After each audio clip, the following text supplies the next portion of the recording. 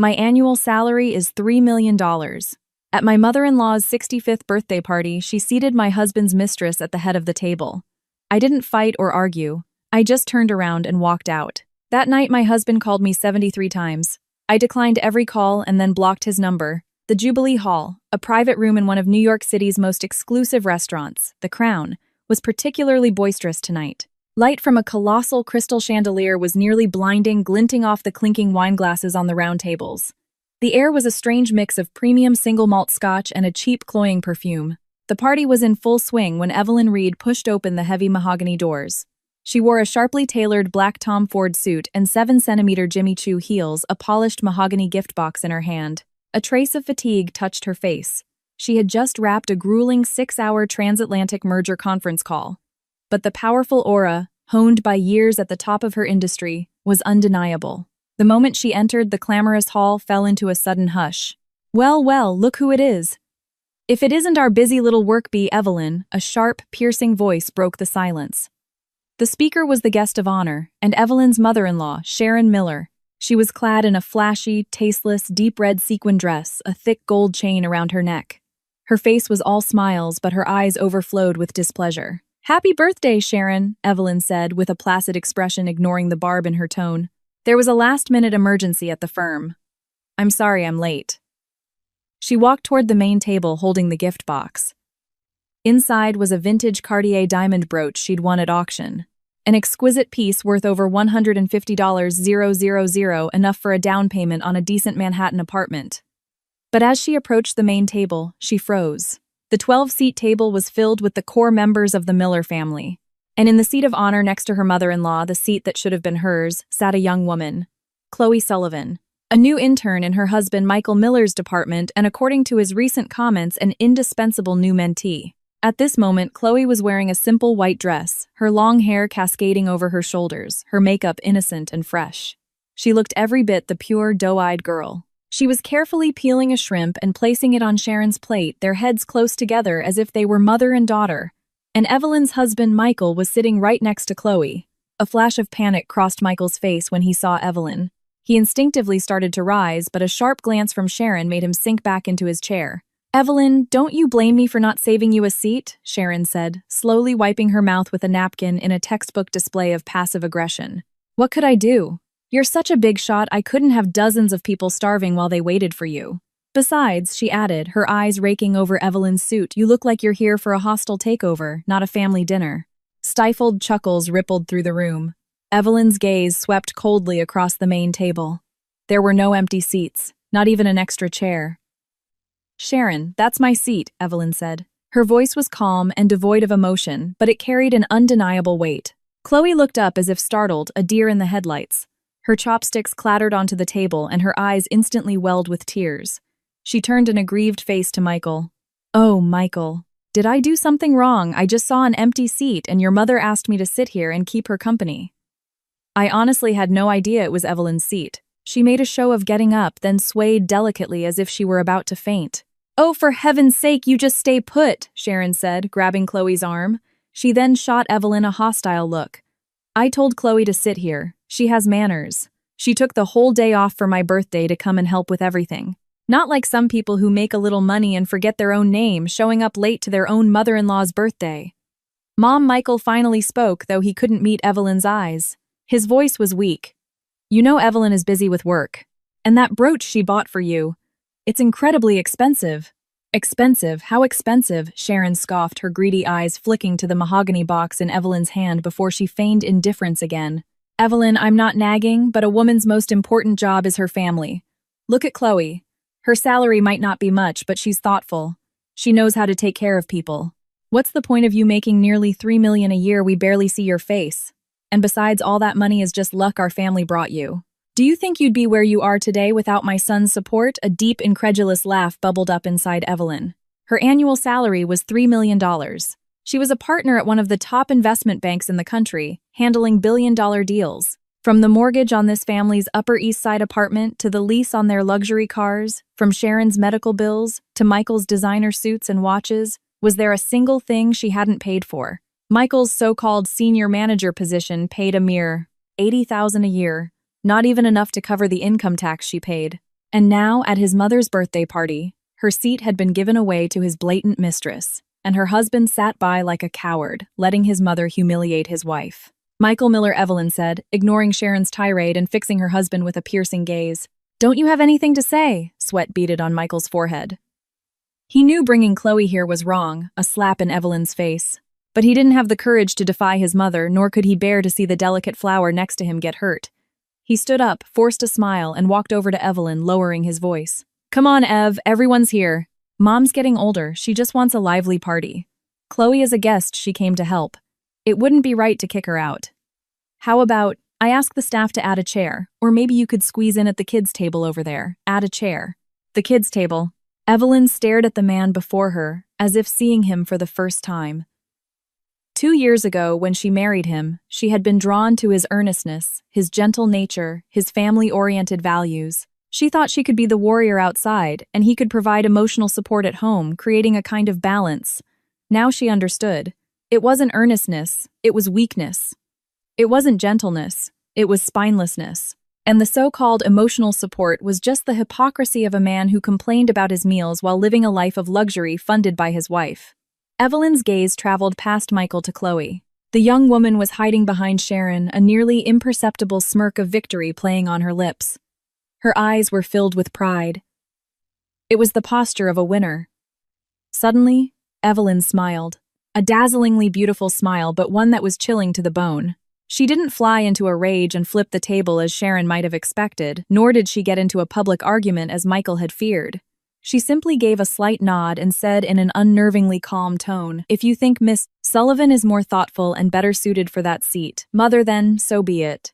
Sharon was taken aback for a moment, surprised that her usually formidable daughter-in-law was being so compliant. A satisfied cough escaped her lips, finally showing some sense. Now put the gift down and go sit over there. She pointed to a small, neglected table in the corner where a few noisy children were playing and some distant relatives were picking their teeth. Evelyn looked down at the mahogany box in her hand. Inside was the dazzling emerald green vintage Cartier brooch, a priceless piece of art. To acquire this birthday gift, she had called in 3 favors and incurred 2 debts. The gift, you say, Evelyn echoed softly. She raised her hand, extending the box toward Sharon. Sharon's eyes lit up as she reached out to take it. Well, at least you have some decency left. Just as Sharon's fingers were about to touch the box, Evelyn tilted her wrist and simply let it go. Thud. The heavy mahogany box landed squarely on the lid of a metal trash can next to the main table, making a dull, hollow sound. The entire room went dead silent. Sharon's hand froze in mid-air, the smile on her face instantly stiffening, then turning a shade of purple with rage. Oh, my hand slipped, Evelyn said coolly, not a hint of apology in her voice. But it doesn't matter. After all, if you think I'm such an ungrateful daughter-in-law, this gift would just be an eyesore. Since Miss Sullivan is so thoughtful, why don't you ask her to buy you a replacement? Without a second glance at the shocked faces, she turned to leave. Evelyn Reed, what is the meaning of this? You stop right there, Sharon, finally snapping out of her shock, slammed her hand on the table, trembling with fury. Are you rebelling? If you walk out that door today, don't you ever think of setting foot in the Miller house again? Michael rushed over in a panic to grab Evelyn's arm. Evelyn, what are you doing? It's Mom's birthday. Stop throwing a tantrum. Come back and apologize. Let go, Evelyn said, stopping. She turned her head, her gaze on Michael's hand as sharp as a razor blade. It was so cold that he instinctively released her. Michael Miller, Evelyn said, smoothing the sleeve he had wrinkled. Her voice rang out clearly in the quiet room. The Miller house. In case you've forgotten, I made the down payment on that house. I pay the mortgage. Even the villa your mother is currently living in is under my name, Evelyn Reed. And you're telling me not to set foot in it. She let out a short, contemptuous laugh, her eyes sweeping over the pale-faced Sharon and the terrified Chloe. If I wanted to, I could have all of you out on the street by tomorrow. With that, she turned without a backward glance, pushed open the grand doors and strode out. Behind her, she could hear Sharon's hysterical curses and the sound of breaking plates. But none of it had anything to do with her anymore. Stepping out of the Crown, the cool late autumn night air hit her face. Evelyn took a deep breath, feeling the toxic energy in her chest finally begin to dissipate. A valet quickly brought her black Bentley Continental GT, respectfully holding the door open. Evelyn slid into the driver's seat. The heavy door shut, sealing off the noise of the outside world, but it couldn't block the frantic vibration of the phone on the passenger seat. The screen lit up and went dark over and over. The caller ID husband seemed like a sick joke. Evelyn didn't answer or decline. She just gave it a cold glance, started the engine, and pressed the accelerator. The W12 engine let out a low roar, and the black car shot forward like an arrow melting into the glittering river of New York City traffic. There was no music in the car, only the incessant buzzing of the phone on the leather seat, a perfect representation of Michael's panicked heart at that moment. Evelyn's long, strong fingers gripped the steering wheel, her knuckles white. The truth was, she wasn't surprised by tonight's events. She had even anticipated them. When she married Michael 2 years ago, almost everyone around her had objected. At the time, she was known in the investment banking world as a relentless workaholic. Her salary wasn't the astronomical figure it was now, but it was already dozens of times Michael's. And Michael, he was just an ordinary junior manager at a stable corporation. His personality so placid it bordered on indecisive. What had she seen in him back then? The man who would bring her a bowl of warm soup when she worked late into the night. The man who would clumsily brew her ginger tea when she was suffering from cramps. She had seen a rare stability and sincerity in a world full of calculations and transactions. She thought that if she was strong enough, she could protect their home, protect this simple affection. But she was wrong. The one thing in this world that cannot withstand testing is human nature. The easiest thing to lose balance is an unequal marriage. As her career skyrocketed, as her salary broke into the millions, and she became the youngest partner at her firm, Michael changed. First, it was silence. Whenever she excitedly talked about a successful project, he would just force a smile, say, "Oh, congratulations," and then go out to the balcony to smoke. Then it was sensitivity. When she bought him a $50,000 watch, he never wore it afraid his colleagues would call him a kept man. When she wanted to buy a bigger house, he said their current place was fine, that he didn't want to live in her charity. Finally, it devolved into vanity and vengeful indulgence. Evelyn's thoughts drifted with the passing streetlights back to a rainy night 3 months ago. She had come home early from a business trip, wanting to surprise him. As she opened the door, she heard her mother-in-law's whispering voice from the kitchen. "Michael, son, don't let that Evelyn walk all over you. Sure, she makes good money, but when a woman is that aggressive, she crushes a man's spirit. Look at you in front of her. You don't even seem like a man anymore." Then came Michael's frustrated reply. "Mom, stop it. If I don't rely on her, do you think my pathetic salary could pay the mortgage on this apartment? Oh, I'm not telling you to divorce her. She's our family's cash cow. If you break up with her, who's going to pay for your sister's college tuition? Who's going to buy my medicine? What I mean is, it's only natural for you to have a little fun on the side. When a man feels smothered at home, he needs an outlet." At that moment, standing in the doorway, Evelyn felt a chill spread through her entire body. That very night, she found a lipstick that wasn't hers in Michael's car, and a receipt from a cheap motel. The date on the receipt was a night Michael had claimed to be working late. She didn't confront him immediately. Instead, as if conducting due diligence for a merger, she began to observe calmly. Soon the name Chloe Sullivan surfaced.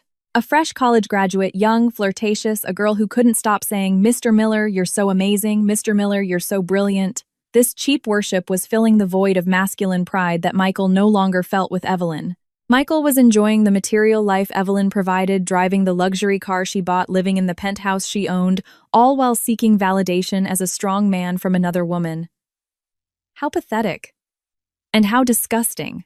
Evelyn had given him a chance. A month ago, she had probed gently. "How's the new intern at your company, I hear? The Gen Z kids are really changing the office atmosphere. You need to make sure you maintain professional boundaries." At the time, Michael's eyes had darted around nervously as he swore, "Oh, them, they're just kids. They don't know anything. I have to teach them everything from scratch. It's exhausting." What kind of boundaries would there be to cross? Watching his clumsy performance at that moment, Evelyn's heart had died completely. She didn't expose him. She just quietly began preparations for asset division and instructed her assistant Sarah to start gathering evidence. She had wanted to end this marriage with a final shred of dignity. She had hoped they could part amicably. But tonight, the actions of Sharon and Michael had completely crossed her final line. Was that a birthday party? No, it was a meticulously planned compliance test. Sharon had deliberately invited the mistress, deliberately seated her at the head of the table to publicly humiliate Evelyn. It was to show her that in this family, no matter how much money she made, she had to bow to her mother-in-law. She had to tolerate her husband's infidelity. She had to lower her head. If Evelyn had tolerated it today, if she had sat at that corner table, then tomorrow Chloe would have been moving into her penthouse, sleeping in her bed and spending her money. And that coward Michael, who stood by and said nothing, would probably have been gloating internally, thrilled that two women were finally fighting over him. Evelyn let out a cold laugh and sharply turned the wheel. The car slid into the underground parking garage of a five-star hotel. This was a long-term residence she kept in the city, known only to her assistant Sarah. The car stopped, the engine died.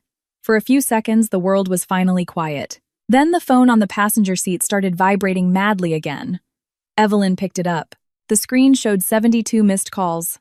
As she held it, the 73rd call came through. It was Michael again. Evelyn stared at the flashing name, the last bit of warmth in her eyes fading. She pressed the answer button, but said nothing. From the other end, Michael's anxious and slightly irritated voice burst out. "Evelyn, you finally answered. Do you have any idea how rude you were today?" Mom was so angry, her heart condition almost flared up. "Chloe has been crying nonstop, saying it's all her fault that you misunderstood. You need to come back right now. Even if you don't apologize, you need to come back and fix this situation. If you just leave like that, what will the relatives think? What will they think of our family? Of me?" There was no concern for where she was. No question about whether she was safe. Only blame. Only his pride and his aggrieved little mistress. Evelyn listened quietly, a sneer forming on her lips. "Michael Miller," she said, her voice terrifyingly calm, cutting through his incessant complaints. "What? You have something to say. When are you coming back?" Michael paused, softening his tone slightly. "If you felt wronged, you could have come back, and I would have comforted you personally. Did you really have to make such a scene in front of everyone?" "There's no need," Evelyn said flatly. "What do you mean, no need? I don't need your comfort, and I don't need to go back." Evelyn saw her reflection in the car window. Her eyes were burning with ambition and determination. "Michael Miller, if you like that thoughtful Miss Sullivan so much, then I'll grant you your wish. That house, that bed, and your materialistic mother, I'll give them all to you." "Evelyn, what are you talking about? Don't be impulsive. What couple doesn't fight?" Michael finally sensed that something was seriously wrong. His voice began to tremble. "I mean," Evelyn said, enunciating each word with chilling clarity, "let's get a divorce." "Divorce?" Michael's voice went up an octave. "Are you crazy? Over something so trivial, Evelyn. Don't try to scare me with divorce. You're 30 now. What kind of man do you think you can find after a divorce? Some young kid who's only after your money?" Even at this moment, he was trying to manipulate her. Evelyn felt it was no longer worth wasting another word on him. "You'll find out soon enough whether I'm scaring you or not. Just wait for the papers from my lawyer." With that, she hung up without hesitation. Then her fingers moved quickly, blocking his number, removing him from all social media and payment apps.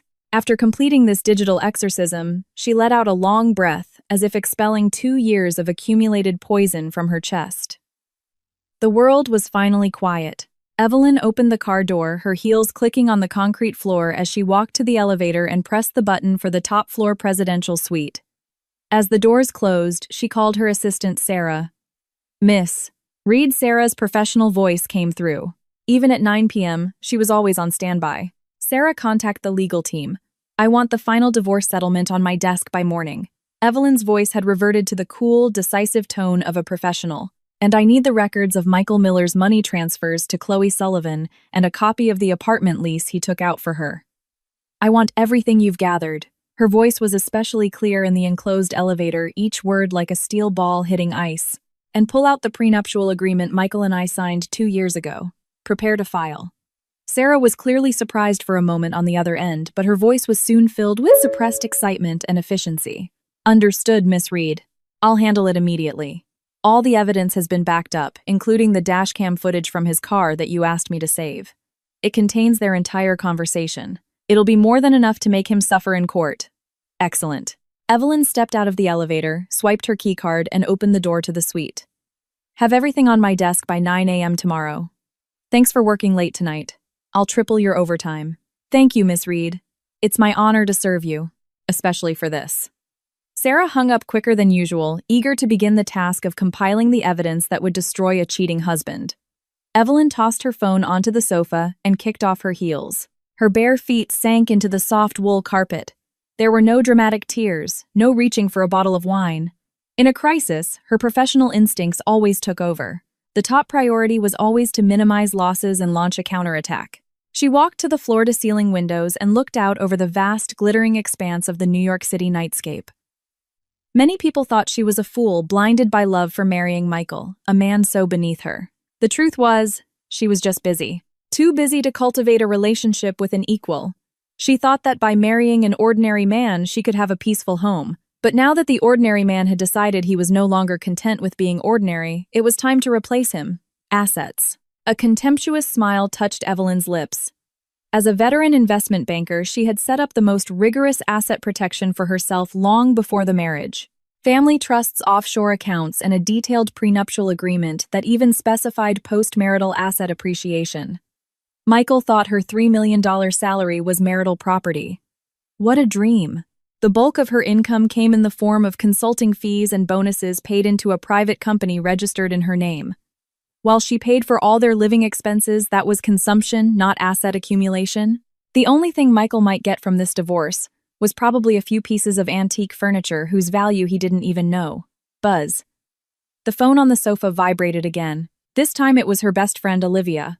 As soon as Evelyn answered Olivia's signature, vibrant laugh erupted before she could even speak. "Girl, I just heard you went to the Crown and absolutely demolished that psycho mother-in-law and her foxy little mistress. And you blocked Michael. Is it true? If you've really come to your senses, I'm popping a bottle of champagne right now." "News travels fast," Evelyn said, walking to the minibar and pouring a glass of water. "It's true. I'm filing for divorce." "Yes! You go, girl!" Olivia practically shouted. "I've been telling you for ages that scumbag Michael wasn't good enough for you, living off you and daring to throw a fit. And his mother is a complete monster. Divorce him. Absolutely. Do you need a lawyer? I'll lend you my firm's entire legal department. Pick any of the best divorce attorneys in New York." "No need. My team is more than capable," Evelyn said, taking a sip of water. Her expression softened. "But there is one thing I need you to do. Anything. Just name it." "Spread a rumor for me," Evelyn said, her eyes narrowing as she watched the stream of headlights below. "That Evelyn Reed is struggling with domestic issues and it might affect her performance on the Olympus project." Olivia paused for a beat, then caught on. "You're fishing. Seeing how Michael will react when he thinks you're vulnerable? Or are you testing Sterling Enterprises' resolve?" both Evelyn said coldly. "And who knows what other rats it might draw out of the woodwork." After hanging up, Evelyn didn't rest. She opened her laptop, the blue light of the screen reflecting on her beautiful but cold face. The document title read, "Project Olympus, Key Risk Assessment for a $10 billion Merger." This was her most important project of the year, involving over $30 billion in capital. If she pulled it off, her position in the industry would be unshakable. She would be a legend. Michael Miller, he was just a bad debt on the balance sheet of her life. It was time to write him off. Losing precious sleep over him wasn't worth it. At the same time, in the Miller family's luxury apartment, the atmosphere was suffocating. Sharon was slumped on the sofa, clutching her chest and groaning. On the table beside her, the spurned mahogany box sat like a silent mockery. That Evelyn Reed. So out of control. "How could she humiliate me like that in front of everyone?" Sharon whined, glaring at her son. "Michael, look at your wife. What kind of behavior is that? I'm her elder. What's so wrong with asking her to give up her seat? Chloe is such a sweet girl. Why is she so determined to bully her?" Chloe was perched on a small nearby chair, her eyes red, sniffling, quietly. "I'm so sorry, Mrs. Miller. It's all my fault. I shouldn't have gone. And I shouldn't have sat there. Evelyn must be angry because of me. Maybe I should call her and apologize." Apologize for what Chloe's words only fueled Sharon's anger. She grabbed Chloe's hand. "You did nothing wrong. It's her fault. So petty and jealous." "Michael, stop calling her. Let her stew for a few days." "I refuse to believe it. A 30-year-old woman threatening divorce. What's she going to do? After a few days, she'll come crawling back, begging for forgiveness." Michael clutched his phone, running a frustrated hand through his hair. The 74th call went straight to voicemail. His text messages were marked with a damning red exclamation point. "Mom, can you please be quiet for a minute?" he finally snapped. "Do you know how much that brooch cost? $150,000. And she just threw it away. That means she's serious this time. $150. 000. Sharon's eyes went wide, and she greedily stroked the mahogany box. "That ungrateful. Well, she gave it to me, so it's mine now." At least she has that much sense. The point isn't the brooch." Michael paced the living room anxiously. "She blocked me. On everything. If she really files for divorce." He looked around the lavishly decorated apartment, thought of the Porsche in the garage. Without Evelyn, all of this would disappear. So what? Sharon waved her hand dismissively. Let her divorce you. My Michael is handsome, a senior manager at a big company. Finding another wife is no problem. Besides, legally in a divorce, assets are split 50/50. She makes so much money you could get tens of millions. Then you can marry Chloe with that money. It'd be much better than living under her thumb, wouldn't it? At the mention of tens of millions, Chloe's previously downcast eyes lit up. She shyly glanced at Michael. An idea flashed through Michael's mind. Right. Evelyn was rich. Even in a divorce, he could get a massive settlement. With that kind of money, why did he need to cater to her? The thought made Michael's anxiety fade, replaced by a secret greed and misplaced confidence. Fine. Let her stew, Michael said through gritted teeth. I'll go to her office tomorrow. I'd like to see her dare to kick me her own husband out in front of all her employees. The next morning, in the heart of New York's financial district, Evelyn, dressed in a crisp white power suit and flawless makeup, strode into her company's lobby. The entire hall seemed to brighten with her presence. Good morning, Miss Reed. Morning, Miss Reed. Employees paused to greet her, their eyes filled with awe. Evelyn gave a slight nod, walking with an unwavering pace toward her private elevator. Sarah was already waiting by the door, holding a thick stack of documents. Miss Reed, here is everything you requested, Sarah said in a low voice, handing her a blue folder. All of Michael's infidelity evidence and the copy of the prenuptial agreement. The legal team has also drafted the divorce papers. They are ready to be served at any time. Good work, Evelyn said, taking the folder without a glance and tucking it under her arm. Put that aside for now. Inform the project team we're having a meeting in conference room 1-inch 10 minutes about the second-round financing for Project Olympus. Yes, ma'am. A look of admiration flashed across Sarah's face. This was Evelyn Reed. Even when her marriage was imploding when it came to work, she was a precision instrument. No emotion could cloud her judgment. The atmosphere in the conference room was tense. Project Olympus had complex stakeholder interests and several senior executives were at loggerheads. The data on the PowerPoint slides was a dizzying array of red and green. The risk is too high. Their bottom line is non-negotiable. They're squeezing our profit margin to almost nothing, a VP said, wiping sweat from his brow. If we don't take it, our competitor will. We'll lose 3% of market share, another director countered. Amidst the debate, Evelyn remained silent. She held a pen in her hand, her cool gaze fixed on the K-line chart on the large screen. Suddenly, the pen in her hand stopped. Click. A soft, sharp sound. The conference room immediately fell silent. Increase the discount rate on the cash flow projection in the third spreadsheet by 0.5%. Evelyn's voice was quiet, but it carried an authority that could not be defied.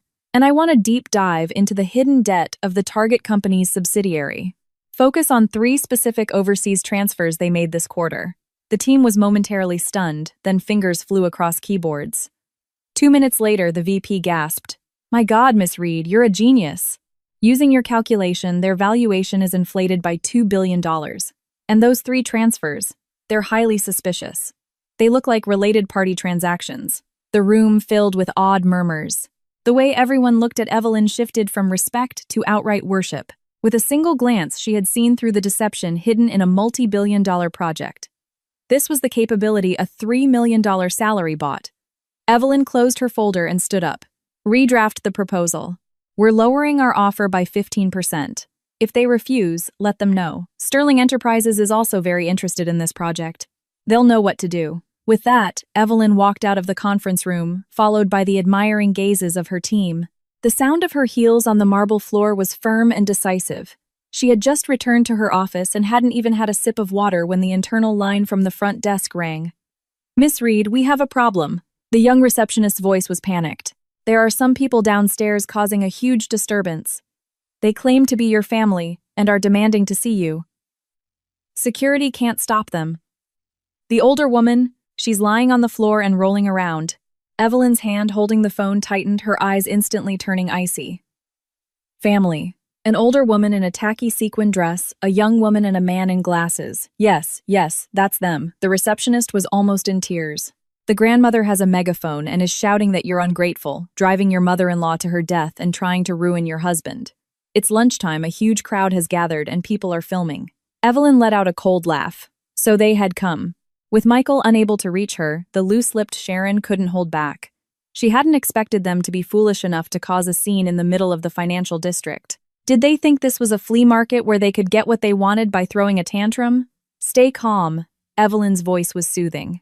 Tell security not to forcibly remove them, just maintain order. And have Sarah meet me downstairs with the USB drive I prepared. Yes, miss. Read.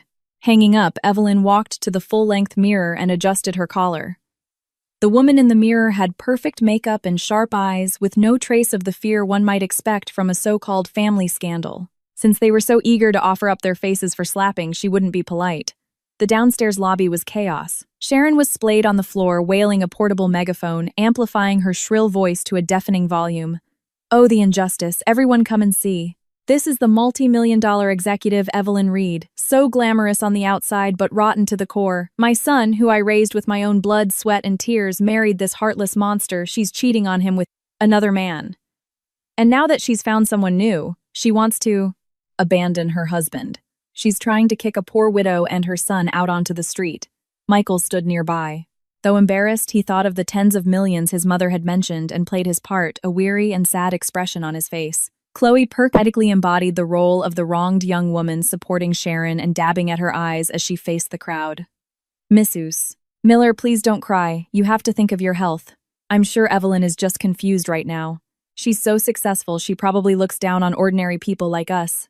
The crowd of onlookers grew their whispers, turning into judgments. Wow, isn't that Evelyn Reed, the goddess of investment banking? I can't believe her private life is like this. You really can't judge a book by its cover. Trying to evict her own mother-in-law. Look at that poor old woman. Guess it's not easy being married to a powerful woman. The tide of public opinion was turning in Sharon's favor. Just then, the automatic glass doors of the lobby slid open. The crisp sound of heels cut through the noise. Evelyn appeared flanked by 4 security guards and her assistant Sarah. She stood backlit, her posture perfect, her presence so overwhelming that the surrounding chatter immediately died down. Seeing Evelyn, Sharon's energy surged. She scrambled up from the floor and tried to rush forward. Evelyn Reed, you heartless thing, you finally show your face. Everyone look, this is the homewrecker. Before she could get close, 2 tall security guards blocked her path like twin towers. Ma'am, please calm down. Calm down. You dare tell me to calm down, Sharon shrieked, jumping up and down. You're the one meeting other men trying to divorce my son and trying to take all the money. Has your conscience been eaten by a dog? I'm telling you, if you don't give us an explanation today, I'm not leaving this place. Michael also stepped forward, his expression one of deep pain. Evelyn, I know you're under a lot of stress from work. That's why I've always put up with your temper. But on Mom's 65th birthday, to just walk out like that in front of everyone, it really hurt her. Even if you found someone else, we could have sat down and talked about it. Why did you have to be so cruel? His words skillfully painted Evelyn as a hot-tempered, unfilial, and unfaithful person, adding fuel to the fire. The onlookers gasped their gazes toward Evelyn, now filled with contempt. Evelyn was so angry she almost laughed. She scanned the crowd, her eyes finally landing on Michael's hypocritical face. Michael Miller, do you know what happens to liars? You should be careful your tongue doesn't rot. She turned slightly and nodded at Sarah. Since everyone is so interested in the truth, let's give them a show. Sarah stepped forward, holding a tablet connected to the massive outdoor LED screen on the building's facade. It was a screen Evelyn's company leased for project promotions, usually showing financial news. Today it would be a public execution stage. The screen flickered and then lit up with a clear image security camera footage from the Crown's private dining hall. On the screen, a smiling Sharon was pulling Chloe to the head of the table, whispering, "Chloe, you're so sweet. You sit here with me. This seat is for family." Michael stood by, meekly avoidant. Then Evelyn walked in, saw the scene, and without any argument, calmly placed the expensive gift aside and turned to leave. The scene changed to another video. This time it was dashcam footage from Michael's car dated 2 weeks prior. The audio was crystal clear. Michael, Chloe's coquettish voice purred. "That old hag is so obsessed with work she has no idea how to be a woman. You deserve so much better. Just be patient, baby," came Michael's greasy, greedy voice in reply. "Once I trick her into putting a few more assets in my name, I'll drop the bomb. Then we can use her money to travel the world." The video even showed the 2 of them kissing in the car. Though the light was dim, their faces were unmistakable. The crowd erupted. Whoa, what a plot twist. So the man was the one cheating, and he brought his mistress to his mom's birthday party to provoke his wife. What a scumbag. That old woman is disgusting. It's her son's fault, but she's blaming her daughter-in-law. He was planning to live off his wife's money with his mistress and steal her assets. Complete trash. The onlookers who had just been sympathizing with Sharon now turned on the trio with fury. Some were even looking for things to throw from their bags. Sharon was completely stunned. She never imagined Evelyn would have such conclusive evidence, let alone the guts to display it publicly. That's fake. It's photoshopped, she stammered, flailing her hands. Don't believe it. She works in finance. She can forge anything with money. Forged Evelyn smiled coldly and took a stack of printed bank records from Sarah, tossing them into the air. Sheets of A4 paper scattered like snowflakes landing at the feet of the crowd. These are the transaction records from the last 2 years, showing how Michael Miller used his position to embezzle our joint funds to buy luxury goods, lease an apartment, and even pay for Chloe Sullivan's plastic surgery. Evelyn's voice rang out, clear and powerful. Every transaction is stamped by the bank. Feel free to verify. Someone picked up a sheet. My God, he spent $5,000 in 1 month. The note says, for baby's new bag. How much does this guy even make? Michael's face was ashen. His knees buckled and he almost collapsed. It was over. Completely over. His reputation, his job, his entire foothold in this city all crumbled at that moment. Chloe was even more terrified, desperately using her handbag to hide her face, afraid of being recognized and doxxed online. Evelyn walked down the steps. The sound of her heels was like a countdown to Michael's ruin. She stopped in front of him, her eyes icy as she looked down at him. Michael Miller, my annual salary is $3 million. Do I need to trick you to get what I want? You, on the other hand, used my money to support your mistress and tried to frame me. Have you no shame? Michael's lips trembled. He couldn't say a word. Evelyn then turned to the still quivering Sharon. You call me unfilial. That brooch was worth $150,000. A gift I went out of my way to have blessed for you. But since you feel I'm so ungrateful, she turned to her assistant. Sarah, contact the auction house. We're recalling the gift. It was never officially transferred, and it was purchased with income from my premarital assets. You dare, Sharon shrieked at the thought of losing the brooch. It was her nest egg for the rest of her life. Just watch me, Evelyn said coldly. Furthermore, I've already filed a lawsuit for defamation, public disturbance, and potentially bigamy. The 3 of you can just wait for your summons. With that, Evelyn paid the trio no more attention. She turned to the security guards. If they cause any more trouble, report them to the police immediately. And save a copy of this surveillance footage. It will make for excellent evidence in court. Yes, ma'am, the guards replied in unison. Evelyn turned with Sarah and walked back into the building, leaving a decisive, powerful silhouette for the crowd. Behind her, the sound of the onlookers' curses raining down on the Miller family, and Sharon's desperate sobs could be heard. Back in her office, Sarah's face was flushed with excitement. Miss Reed, that was amazing. You should have seen that old woman's face at the end. She looked like she'd swallowed a fly. The video has already gone viral online. Public opinion is completely on your side. Evelyn sat down in her large executive chair, her expression still calm. This was an expected victory, nothing worth over-celebrating. This is just the beginning, Evelyn said, opening her laptop and pulling up the Project Olympus file. For someone like Michael, losing his reputation and money was a fate worse than death. But it wasn't enough. Her fingers tapped the keyboard a few times, sending an email. Sarah, schedule a meeting for me with the CEO of Michael Miller's company. Tell them I'd like to discuss a potential business partnership. But first I'd like to understand their company policy on employee ethics and risk management. Sarah stiffened, then her eyes lit up with understanding. Right away, Miss Reed. This was adding insult to injury. You're truly ruthless, Miss Reed. Michael's company was a small firm that relied on a few major clients. If they learned that Michael had offended an industry titan like Evelyn Reed and was embroiled in a financial and moral scandal, they would have no choice but to fire him to protect themselves. Just business, Evelyn waved her hand, her focus already back on the dense data on her screen. In this high-risk world, mercy was the greatest form of cruelty to oneself. Since Michael chose betrayal, he had to be prepared for the devastating consequences. Downstairs, the crowd finally dispersed. Michael sat on the edge of a planter, completely dazed, his tie askew as if he'd been in a fight. Sharon was still muttering curses nearby. That damn Evelyn Reed. How could she be so heartless? My brooch, my money. Chloe stood to the side, looking at the pathetic mother-son duo, no longer bothering to hide her contempt. She thought Michael could handle Evelyn or at least secure a massive settlement. Now, not only was there no money, but she was also caught up in the scandal. Several colleagues had already texted her asking if she was the shameless mistress in the video. Her reputation at the company was ruined. "Michael Miller, you said you could handle her," Chloe finally shrieked. "Now look, the whole world knows I'm a mistress. How am I supposed to show my face anywhere?" Michael jumped to his feet, glaring at her with bloodshot eyes. "You dare blame me? If you hadn't insisted on sitting in that seat at dinner, would any of this have happened? My fault." Chloe pointed at herself in disbelief. "Your mother told me to sit there. It's all because you're incompetent. You can't even control your own wife. You had to lean on me. Now that things have gone wrong, it's my fault. Shut up." Michael stood up and raised his hand as if to strike her. "Go on, hit me." "I dare you," Chloe said, jutting her face forward. "Michael Miller, if I happen to be pregnant with your child, you'll regret it for the rest of your life."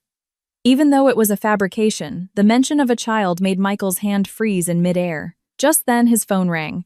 It was the head of HR from his company. A sense of doom churned in Michael's stomach.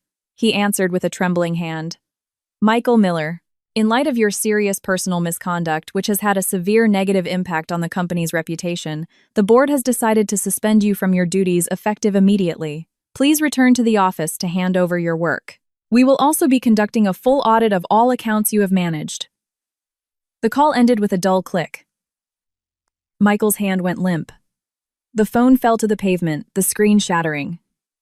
Suspension. Audit. It was over. The fake receipts he had submitted to reimburse Chloe's expenses. They would never stand up to scrutiny. If proven, that was embezzlement. That was jail time. A wave of unprecedented terror washed over Michael. His legs gave out and he sank to the ground, his eyes vacant. Not far from him, Chloe watched this scene unfold, her eyes darting quickly. Michael was clearly finished. She had to find a way out for herself. Maybe that USB drive can be used for something else, she thought. Chloe looked at Michael's slumped form. The last trace of affection in her eyes rapidly cooled, replaced by cold calculation. She felt the backup USB drive in her purse. It was her insurance policy in case Michael ever tried to abandon her. It contained all the evidence of his infidelity over the past year, all the times he had used the company card to please her, all the kickbacks he'd received. It was originally leveraged to force him to marry her. Now it was her last lifeline. Chloe's voice was suddenly sharp and cold. Michael, still reeling from the shock of his suspension, looked up blankly. "Chloe, what are we going to do?" "They're going to audit the books. Those receipts. Those receipts were signed by you. What do they have to do with me?" Chloe took a step back, crossing her arms and looking down on him.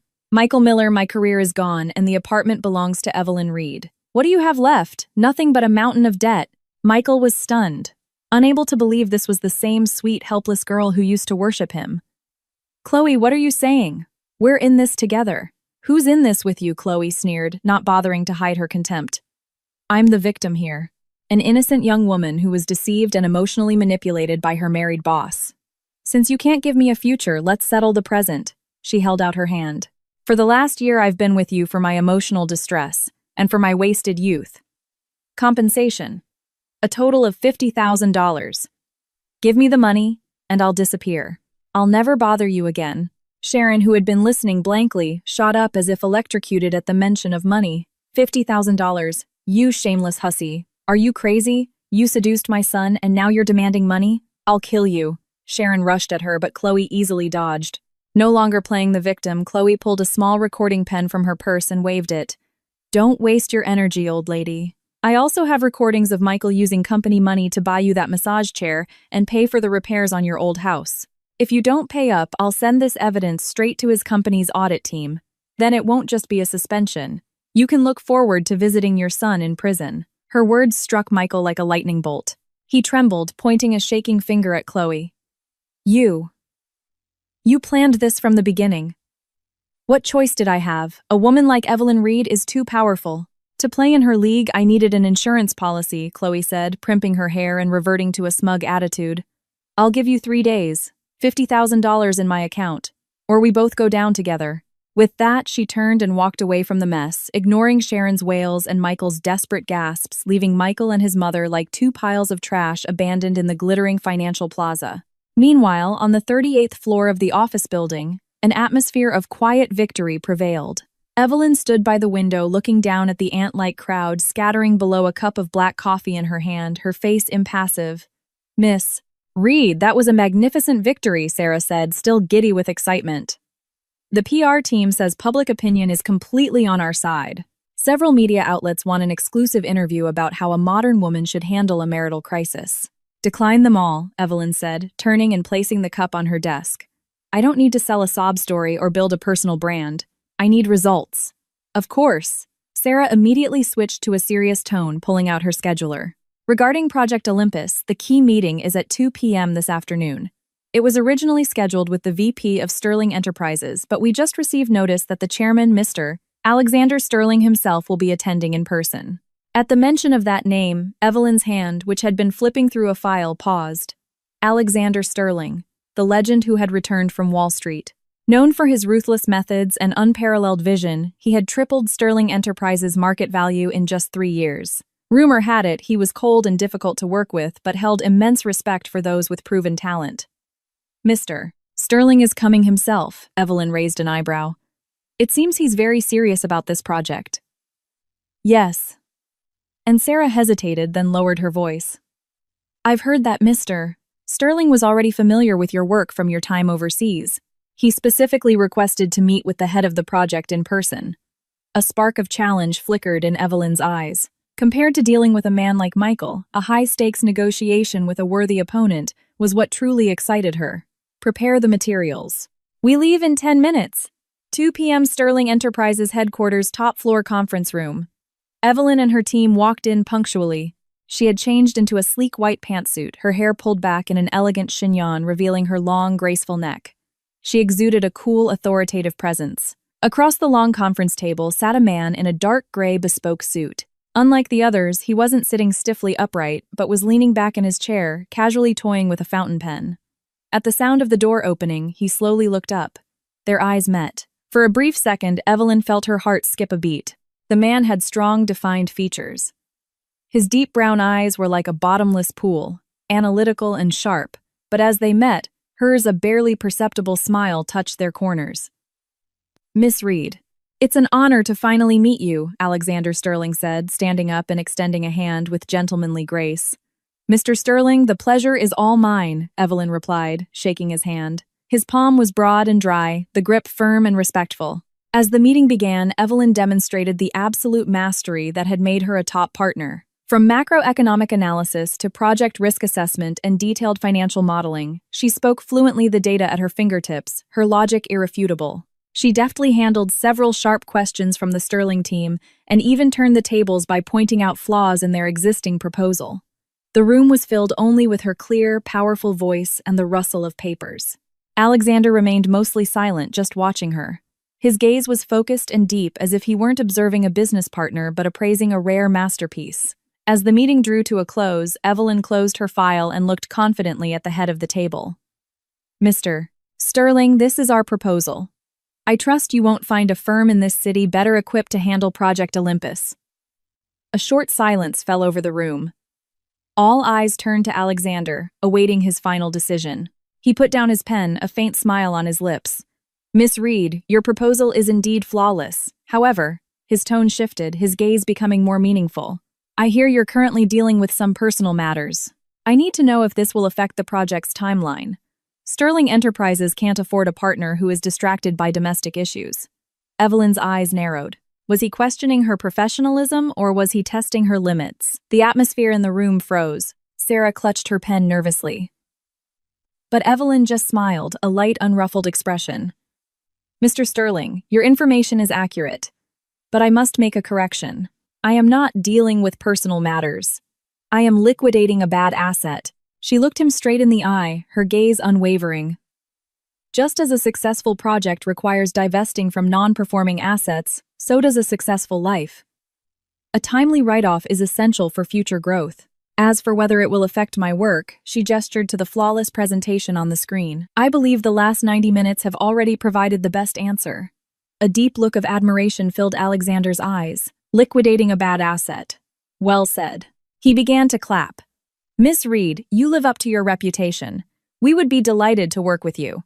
Following his lead, the room erupted in thunderous applause. Evelyn let out a quiet breath, the tension in her shoulders finally easing. After the meeting, as Evelyn was about to leave, Alexander stopped her. Miss Reed, if you're not busy, might I treat you to dinner tonight? There are a few details I'd like to discuss one-on-one. Evelyn's first instinct was to refuse, but considering the deal had just been sealed, she knew that relationship management was key. She nodded. I'd be honored. Meanwhile, on another side of the city, Michael Miller was hitting one dead end after another. To raise Chloe's blackmail money, he called every friend in his contact list. Hey Mark, it's Michael. Listen, I'm in a bit of a tight spot, was wondering if you could lend me some. Click. Yo, Steve, remember that project last year? I really helped you out. Mike, you know the market. Times are tough for me too. Gotta go.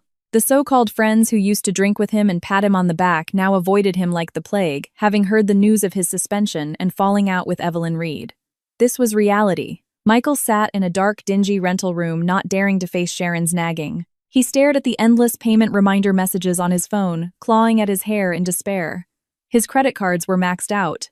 Payday loan apps rejected him. Was he really going to have to wait for Chloe to report him and go to jail? Just then, his phone pinged. A new friend request on a messaging app. The profile picture was black. The note contained only 2 words, get even. On a strange impulse, Michael accepted. A message came through immediately. Want revenge on Evelyn Reed, want to take back what's yours. Michael's fingers trembled as he typed a reply. Who is this? The reply was swift. The enemy of my enemy is my friend. I know Evelyn Reed is having dinner with the chairman of Sterling Enterprises at Cloud9 tonight. This is your last chance. Either beg her for forgiveness or ruin her. A photo followed showing Evelyn and Alexander walking out of an office building side by side. They looked like the perfect power couple. Alexander was even holding the car door open for her. The image stabbed at Michael's eyes. Jealousy, rage, and bitterness roiled in his chest, twisting his face into a grotesque mask. Why? Why was his life in ruins while that woman could so casually move on to a bigger, better prospect? You did this to me, Evelyn Reed. Michael stared at the screen, a crazed light in his eyes. He fumbled in a drawer and pulled out a box cutter he used for opening packages. Slipping it into his pocket, he pulled on a baseball cap and melted into the night. At Cloud9 restaurant, the soft strains of a violin filled the air. It was one of the city's top French restaurants with a stunning view of the river. Alexander was elegantly cutting his steak, making light conversation. I hear you're a wine connoisseur, Miss Reed.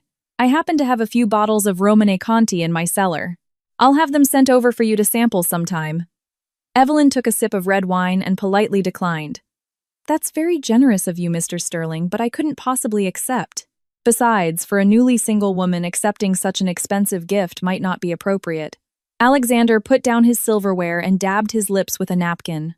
His gaze was intense. It is precisely because you are newly single, Miss Reed, that I have a reason to give you gifts. Don't you agree? His words were direct and bold. Evelyn was taken aback for a moment, then smiled. Mr. Sterling, are you hitting on me? And what if I am? Alexander leaned forward slightly, his powerful presence enveloping her. An exceptional woman like you deserves to be treated better. You shouldn't be held back by garbage. Evelyn's heart fluttered. She hadn't expected him to be so straightforward. Just as she was about to reply, a commotion erupted at the restaurant's entrance. Sir, you can't go in there, sir, a waiter's urgent voice cried. A man with disheveled hair and bloodshot eyes brandishing a gleaming box cutter burst into the dining room. It was Michael. His eyes immediately locked onto the radiant Evelyn by the window and the distinguished man sitting across from her. The stark contrast shattered his last shred of sanity. Evelyn Reed, you bitch, cheating on me with another man, Michael roared, charging toward them like a mad dog. The blade was aimed straight at Evelyn's face. Look out, it all happened too fast. All Evelyn could see was the glint of the blade as her body froze. At the last second, a tall figure lunged in front of her. Swish. The sound of a blade tearing through fabric and flesh was shockingly loud in the quiet restaurant. Alexander let out a pained grunt. With his other hand, he chopped down on Michael's wrist, sending the box cutter clattering to the floor. He then kicked out, sending Michael flying into a nearby table, shattering bottles and glasses. Security, call the police. Alexander roared, his voice uncharacteristically furious. Evelyn, still in shock, looked up. Blood was rapidly soaking the sleeve of his white shirt, a horrifying red stain spreading. Mr. Sterling, you're hurt. Evelyn's face went pale as she rushed to support him. But Alexander seemed to feel no pain. He wrapped his other arm around her protectively. Are you all right? He didn't get you, did he? He asked, his eyes filled with desperate concern. Looking into his eyes, Evelyn's long-steeled heart trembled violently. Michael, pinned to the floor by security guards, saw this and let out a desperate, crazed laugh. Ha ha ha, you're worried about him, Evelyn Reed. You're actually worried about another man. You cheated too. You're just like me. You're dirty too. Evelyn turned her head. Her gaze toward the man on the floor was as cold as if she were looking at a corpse. If there had been any lingering shred of pity for their past, Michael had just personally destroyed it.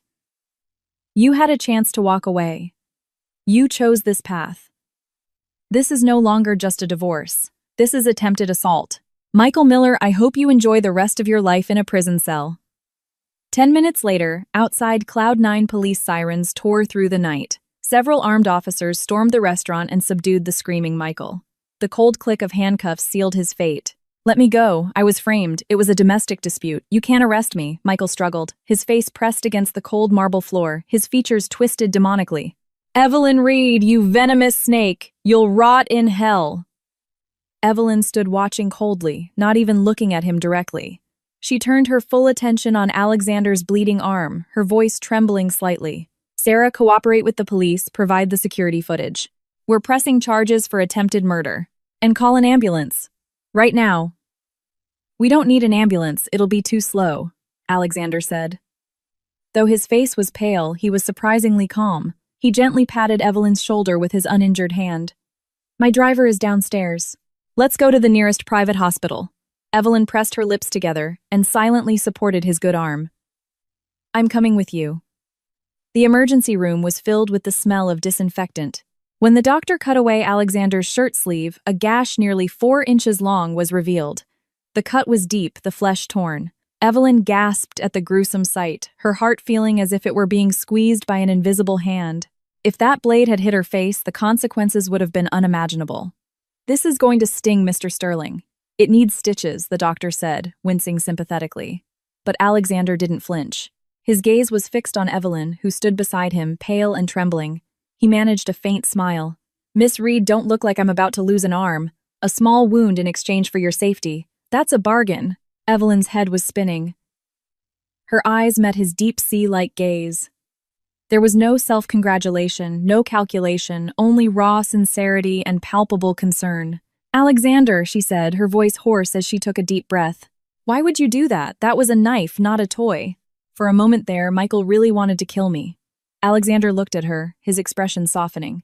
If I had stopped to think to weigh the pros and cons, I probably wouldn't have. But in that moment, it was instinct. Instinct. The word struck Evelyn's heart hard, creating a crack in the fortress she had built around it. Throughout her marriage, Michael had always been the one hiding behind her, needing her protection. Faced with trouble, he retreated. Faced with blame, he deflected. She had become so used to being the soldier on the front lines that she had forgotten she too could be protected. Just then, Sarah rushed in, breaking the delicate atmosphere between them. Miss Reed, Mr. Sterling. She glanced at Alexander's bandaged arm with respect, then reported Michael Miller has been detained. The police have reviewed the surveillance footage. Given that he was aiming for your face and neck, they are classifying it as attempted murder. Even with the best lawyer, he's looking at a minimum of 10 years. She paused, her face twisting in disgust. Sharon Miller and Chloe Sullivan are causing a scene at the police station, claiming Michael has a history of mental illness and trying to get him released. Sharon tried to force her way into the hospital to beg you for mercy, but was stopped by security. Evelyn let out a cold laugh, a murderous glint in her eyes. Mental illness. Creative. Tell the lawyers not to accept any form of settlement.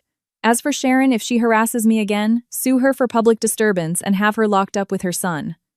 Understood. Sarah nodded, then looked at Alexander. Mr. Sterling, given what happened tonight, the signing ceremony for Project Olympus was scheduled for tomorrow morning. Considering your injury, perhaps we should postpone it. No postponement, 2 voices said in unison. Evelyn looked at Alexander, frowning. You have 12 stitches. The doctor said you need to rest. This is not the time to talk about work. But Alexander was resolute. Project Olympus involves multiple stakeholders. A single day's delay invites more risk. Besides, he said, looking at Evelyn meaningfully, it's my left arm that's injured. My right hand has no problem signing. More importantly, his gaze deepened. I don't want anyone to think that Evelyn Reed's business partner would back down because of a minor incident. I want all of New York to know Sterling Enterprises is your most steadfast ally. Evelyn was speechless. Even while injured, his first thought was of her professional standing and the stability of their project. This sense of partnership, of fighting side by side as equals, was something she had never experienced. After a moment of silence, Evelyn conceded, though her tone was still firm. The signing can happen tomorrow, but the venue is changed to this hospital. I'll have my legal team bring the documents here. A smile spread across Alexander's face, his eyes filled with affection. As you wish, Miss Reed. The next morning in the VIP suite of a private hospital, a unique signing ceremony took place. There were no flowers, no red carpet, no flashing cameras, but the key executives from both companies were present, creating a solemn and tense atmosphere. When Alexander fluently signed his name with his uninjured right hand and stamped the Sterling Enterprises seal on the contract, the weight that had been pressing on Evelyn's shoulders finally lifted. The $10 billion project was officially launched. This signified that after liquidating her draining marriage, her career had not only survived but had soared to new heights.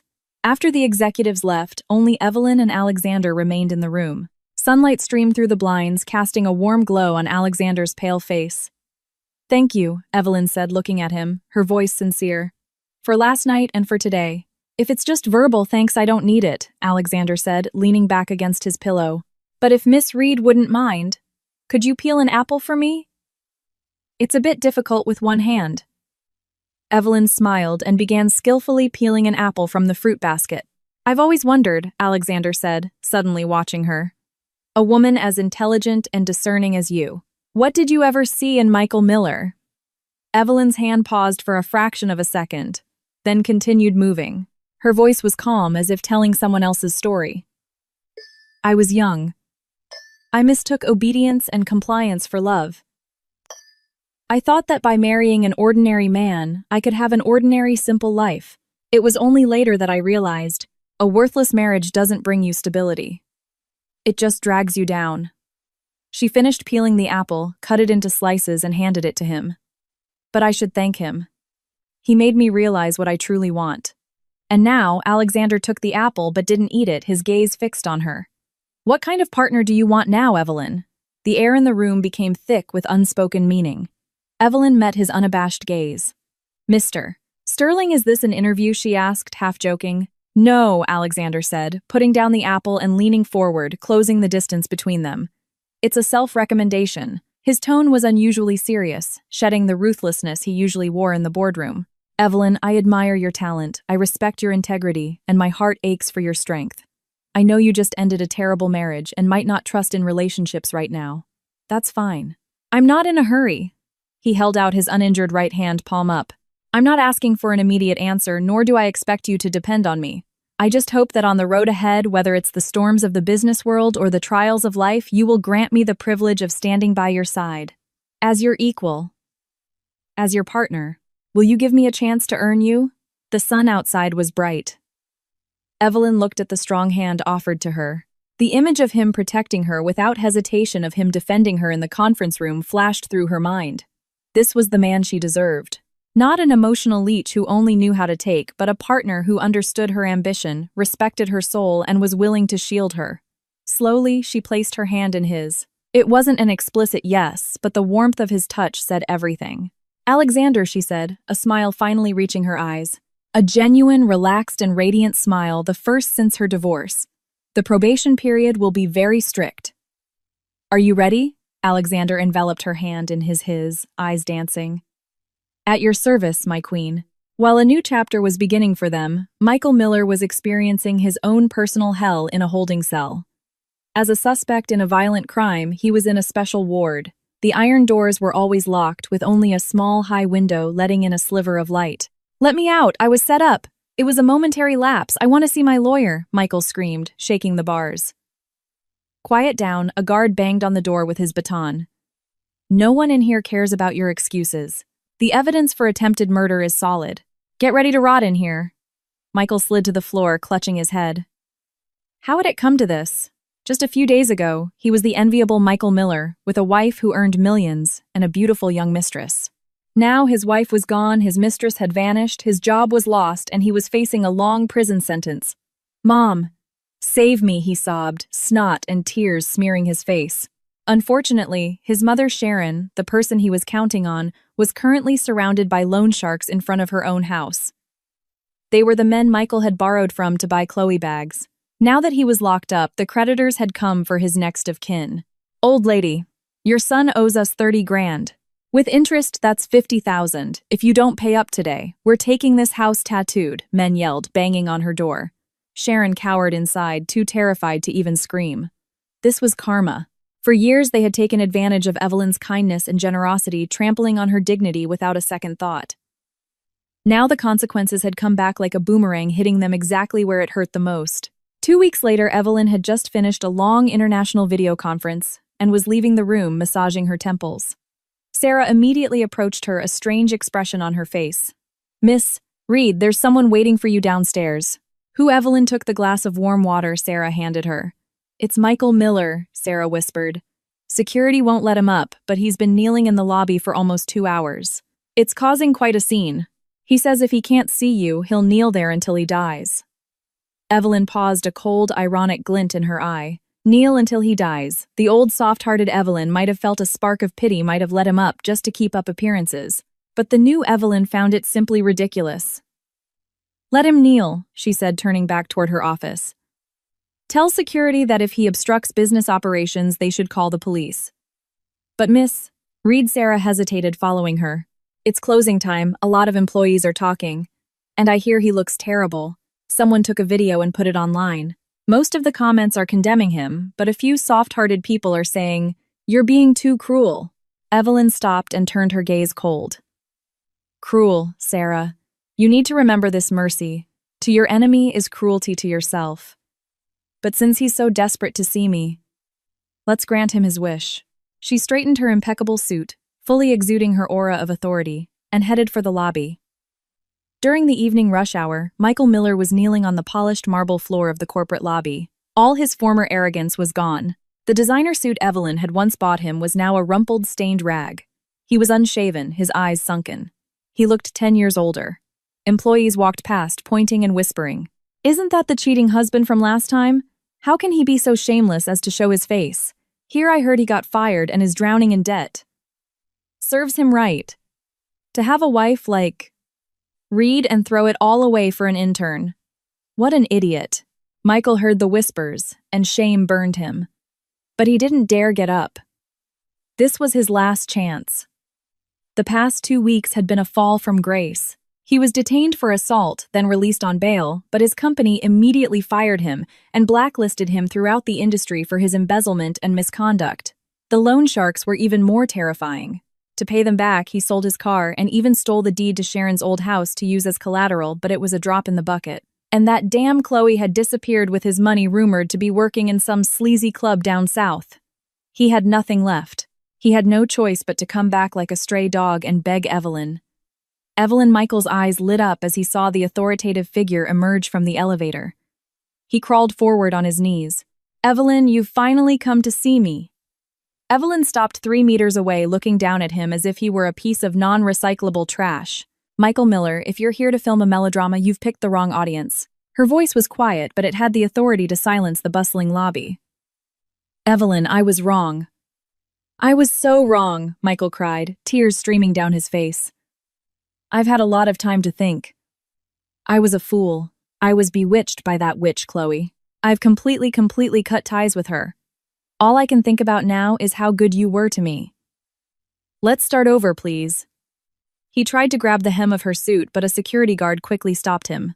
"Start over," Evelyn laughed as if she had heard the world's biggest joke. "Michael Miller, do you have amnesia? 2 weeks ago in that restaurant when you rushed at me with a knife, were you thinking about starting over then? Or does your starting over just mean finding an ATM to pay off your debts?" His true motives, exposed Michael's face, fell. "No, that's not it. I really love you, Evelyn. We were married for 3 years. For the sake of our past, please just give me one more chance.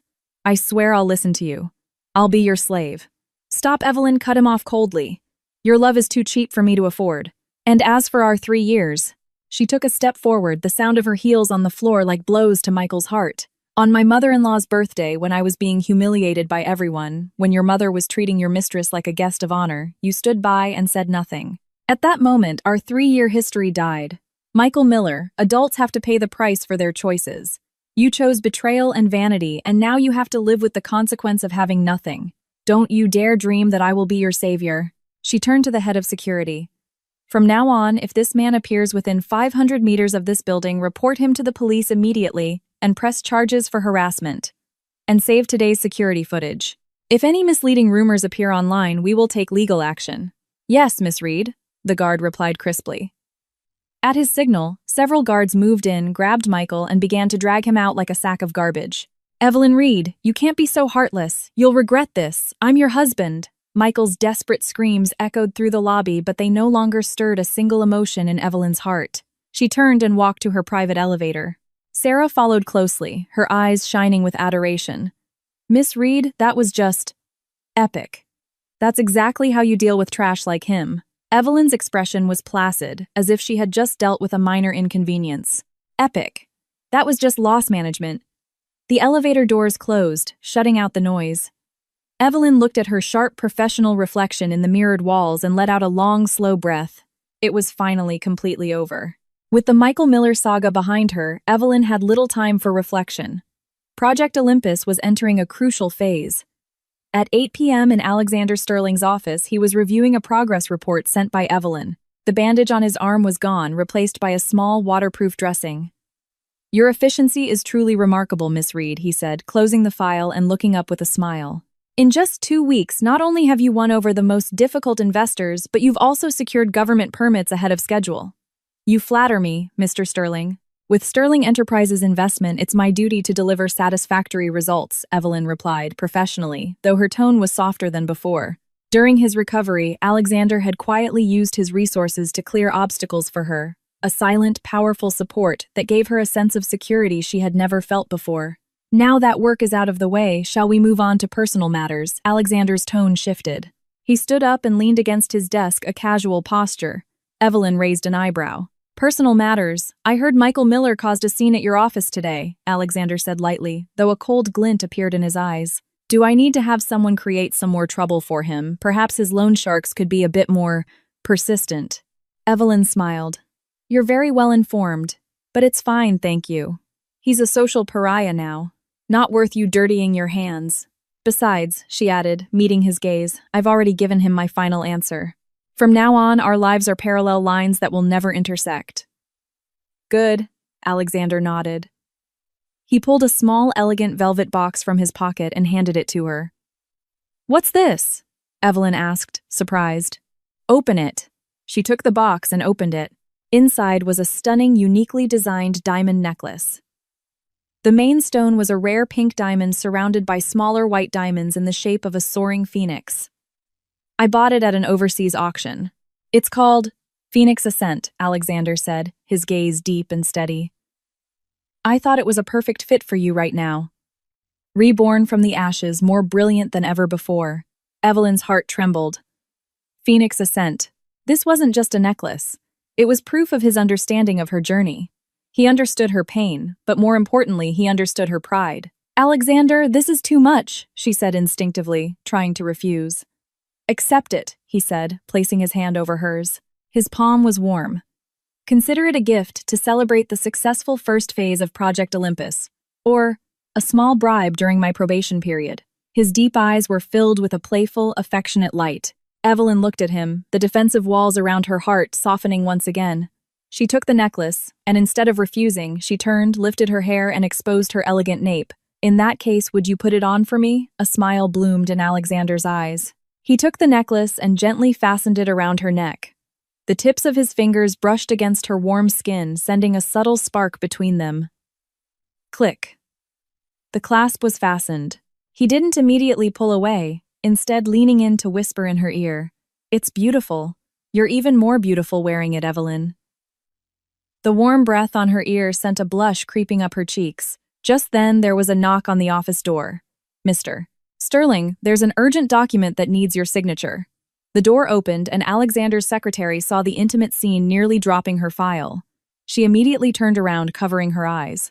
"I'm so sorry, I saw nothing. Please continue." The door closed with a soft thud.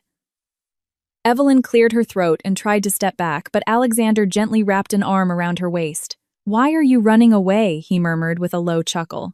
Since we've already been misunderstood, why don't we make it real? Evelyn gave him a mock stern look. Mr. Sterling, this is your office. Then let's go somewhere else, he agreed. I heard there's a new French restaurant by the river. Would you do me the honor? Evelyn looked at his hopeful expression and finally smiled. All right, but I'm paying this time. I have to compensate for such an expensive gift. The honor is all mine. In another corner of the city, in a dilapidated apartment, Michael lay on a musty mattress, staring blankly at the ceiling. A loud bang came from the door, accompanied by vulgar curses. Michael Miller, you have the guts to borrow money. You better have the guts to open the door. I know you're in there. If you don't pay up, I'll kill you, Michael flinched, pulling the covers over his head and trembling. He regretted it. He truly regretted it. If he hadn't been so foolish, if he had just stood up for Evelyn once at that dinner, he would still be Michael Miller, the respected husband of Miss Reed, living in a penthouse, driving a sports car, the envy of all. But now it was all gone. And his mother Sharon, the person he thought was his last hope, was currently in the living room, weeping amidst the wreckage and spewing curses. That heartless Evelyn Reed, that ungrateful monster, watching us suffer and not lifting a finger. I should have stopped Michael from marrying such a tyrannical woman in the first place. If he had married a submissive woman, even if we were poor, we wouldn't be in this mess. She still didn't understand. It was never Evelyn's strength that drove them to this point. It was their own endless greed and shamelessness. Hearing his mother's cries, Michael's irritation boiled over. He kicked off the covers and stormed out. Stop crying! You're so loud! If you hadn't insisted on seating Chloe in that chair, if you hadn't been so determined to crush Evelyn's spirit, would I be in this situation? This is all your fault. You ruined me. Sharon looked at him stunned. You're blaming me. You ungrateful child. Who was I doing it for? To save your face. To let you stand above that woman. You're the one who's too weak to control your own wife, and now you're blaming your mother. Why is my life so miserable? Their argument mingled with the banging on the door, echoing in the cramped, squalid room. A symphony of irony and absurdity. This was the dignity they had schemed to obtain, the ending they had so carefully engineered. Across the city, in a glittering French restaurant, Evelyn raised her glass and gently clinked it against Alexander's. The red wine swirled, reflecting her confident, serene smile. The past was dead. The future was bright. At that moment, she was finally and completely free from the tumor that was the Miller family, striding confidently toward her own brilliant destiny. The candlelight in the French restaurant flickered, illuminating Evelyn's elegant face. She swirled the red wine in her glass, looking at the sophisticated man across from her. The last dregs of negativity from the Michael Miller affair finally gone. What are you thinking about? Alexander asked. He had already cut his own steak and casually swapped plates with her. Nothing, Evelyn shook her head, spearing a tender piece of beef.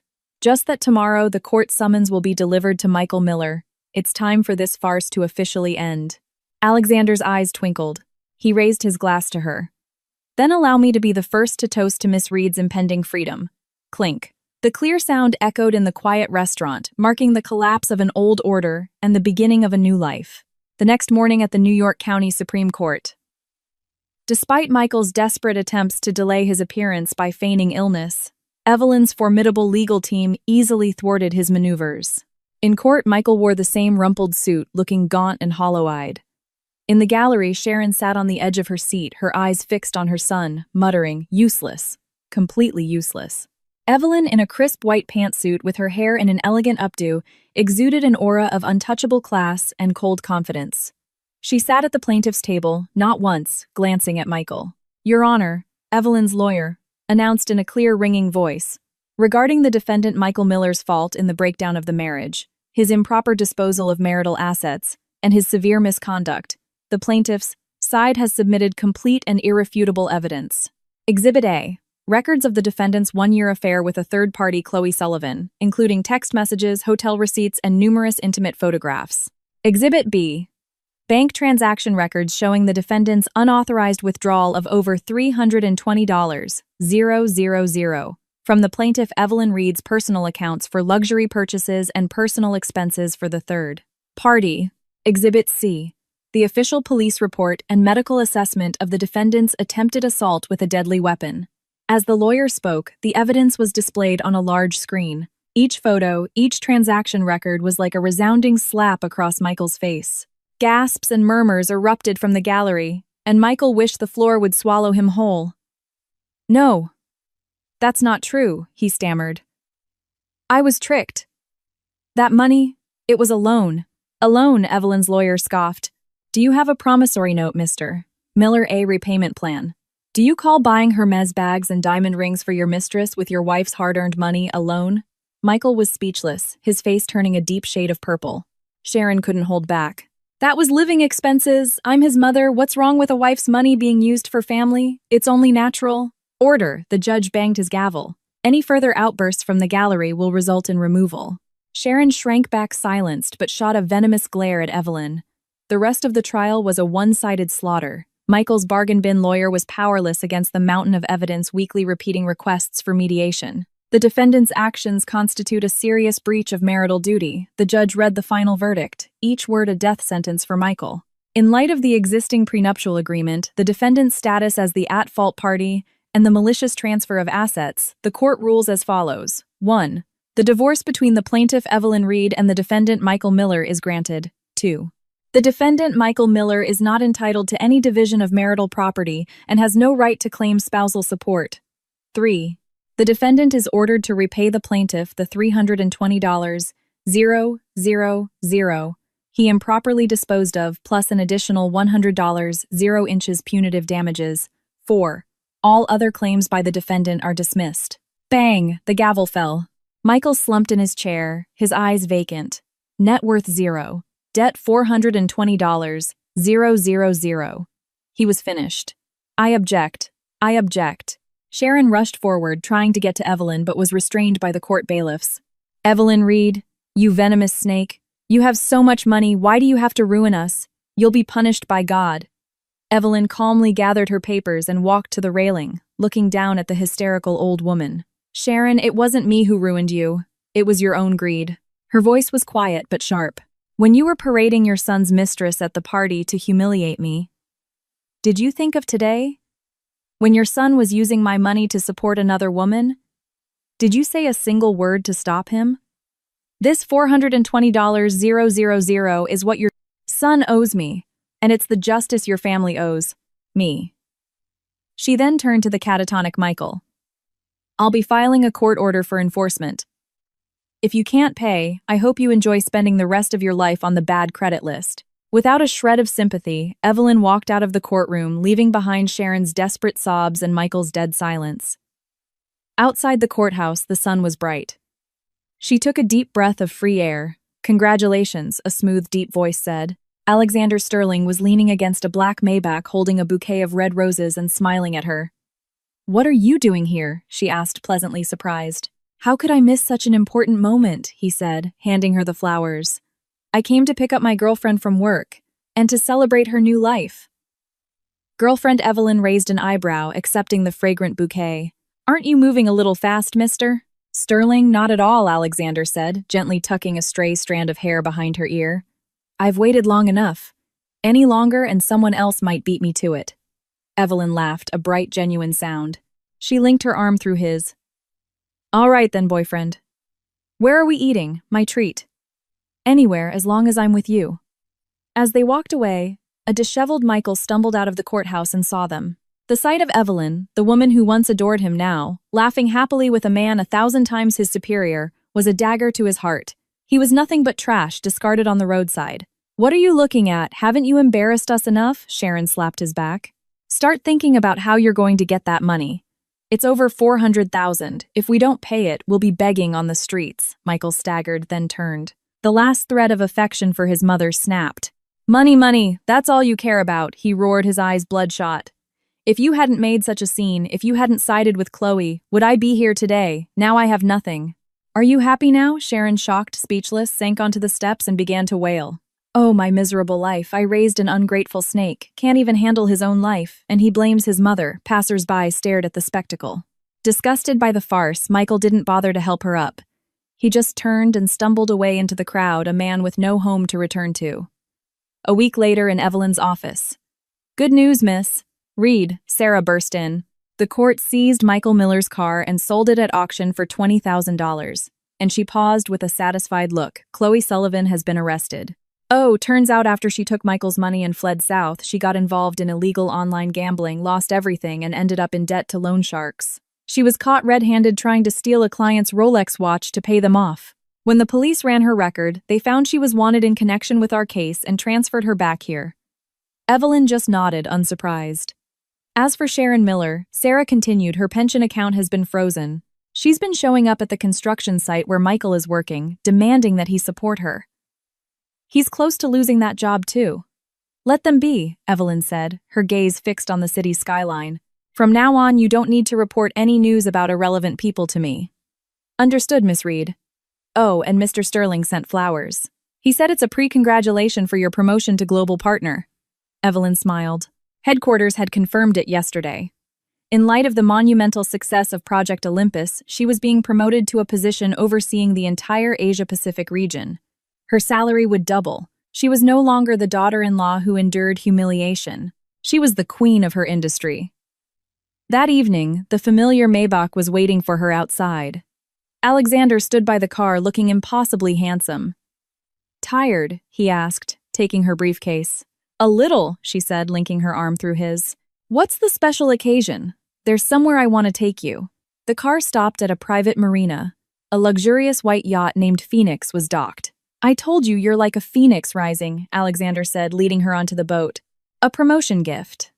I figured you'd prefer the freedom to go anywhere over jewelry. Standing on the deck, the wind in her hair, watching the city lights glitter on the water, all the pain and betrayal of the past seemed to melt away. Thank you, Alexander, she said, her voice thick with emotion. Thank you for coming into my life. He wrapped his arms around her from behind. I should be thanking you, Evelyn, for being so brilliant and for giving me a chance. He held her close. The past is over. From now on, you have me, your career, and all the beauty in the world.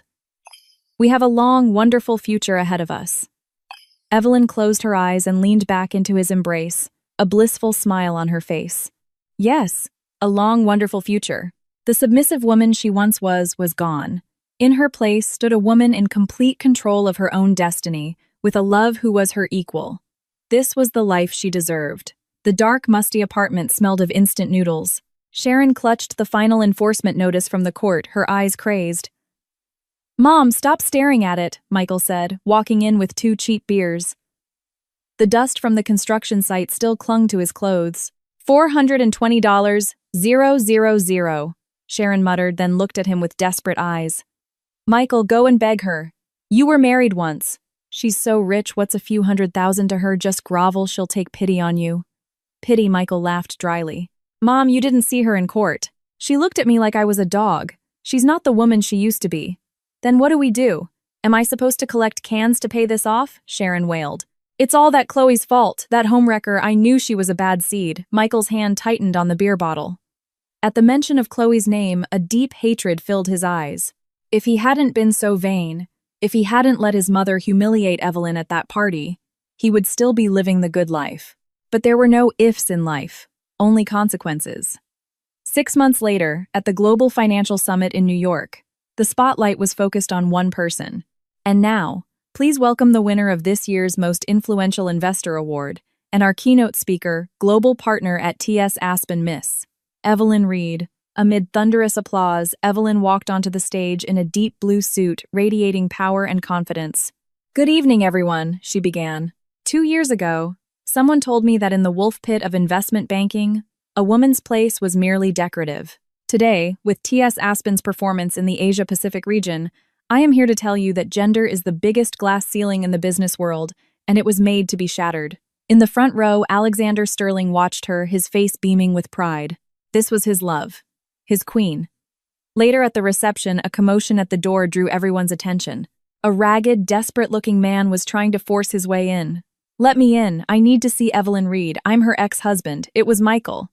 He looked like a completely different person, broken and crazed. Evelyn, you're so rich. Why did you have to ruin me? My mother is sick. She needs surgery. Just give me 50,000. No, 10,000. Please, I'm begging you. The crowd murmured in disgust. Evelyn turned her expression unreadable. She walked towards him, her voice as cold as ice. Michael Miller, this is a financial summit, not a public restroom for you to air your dirty laundry. Evelyn, please help me, he wailed. The foreman at the construction site ran off with our wages. My mom had a stroke. You used to feed stray cats, remember? You're a kind person. Think of it as charity. Kindness is reserved for those who deserve it, she said.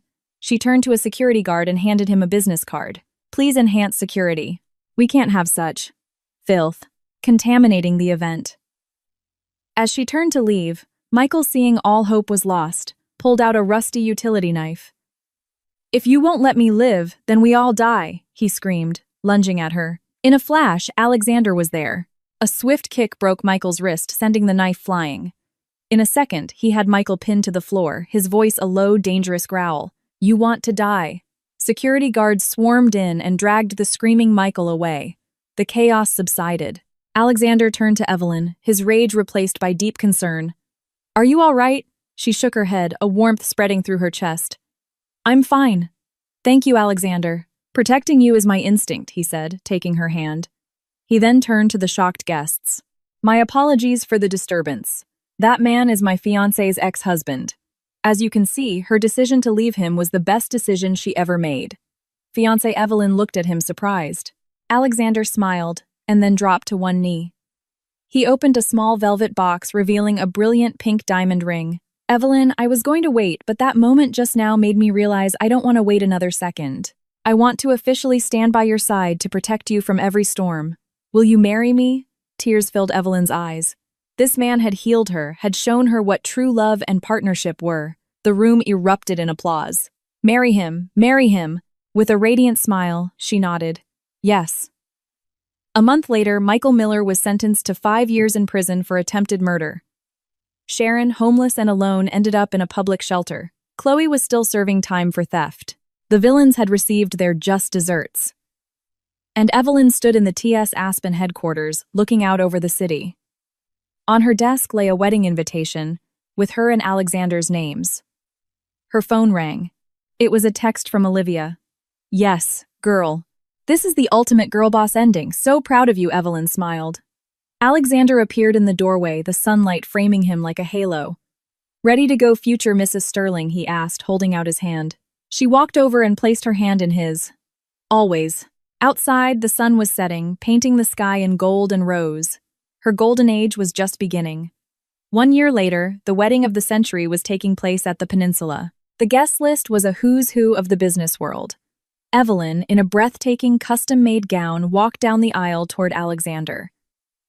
2 years ago, she had walked out of a party alone in humiliation. Today, she was walking toward her future, surrounded by love and respect. As they exchanged rings, she whispered, "Thank you for showing me that the best love is a partnership, an equal footing where we build each other up." In a grim corner of the city, in a prison visitation room, Sharon looked at the hollowed-out shell of her son. "Michael, my son," she sobbed. "I'm living in a basement eating scraps." "Isn't that what you wanted, Mom?" he replied, his voice dead. "You're the one who started all this. You ruined me." The visitation time was over. As Sharon walked out of the prison, the news on a public screen showed Evelyn's wedding. The headline read, "Queen of Investing Evelyn Reed marries Sterling Group, gives billions in dowry." Sharon stared at the screen, tears of bitter regret streaming down her face. If only she had shown her daughter-in-law an ounce of respect. In another part of the city, Chloe was washing hair in a cheap salon, her hands rough and chapped from the harsh shampoo. She saw the same news report, the same beautiful bride. The cheap towel in her hands fell to the floor. The woman she once scorned was now living a fairy tale, while she who had bet everything on her youth and cunning was trapped in a nightmare. 5 years later, Evelyn, now a legend in her field, was wrapping up a meeting. "Miss Reed, here is the schedule for the next quarter," said her assistant Sarah, now a senior partner herself, placing it on her desk. Evelyn smiled. "And please cancel my appointments for tonight. It's my daughter's birthday." Just then, the door burst open and a little girl in a pink dress ran in. Mommy Evelyn's face lit up as she scooped her daughter into her arms. "Sweetheart, what are you doing here? Daddy's here to pick you up." Alexander stood in the doorway, holding Evelyn's favorite matcha cake. He had only grown more handsome with age. "Mrs. Sterling, would you care to join me for dinner?" he asked with a warm smile. Evelyn, holding her daughter, walked over and kissed him. "The honor is all mine."